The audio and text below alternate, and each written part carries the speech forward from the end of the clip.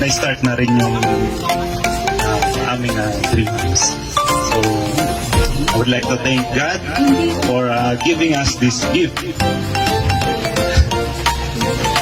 Na at least nagkaroon na rin kami ng bahay.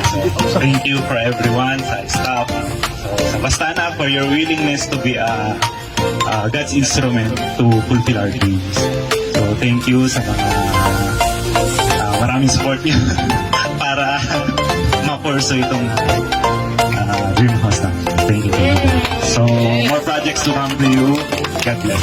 Thank you.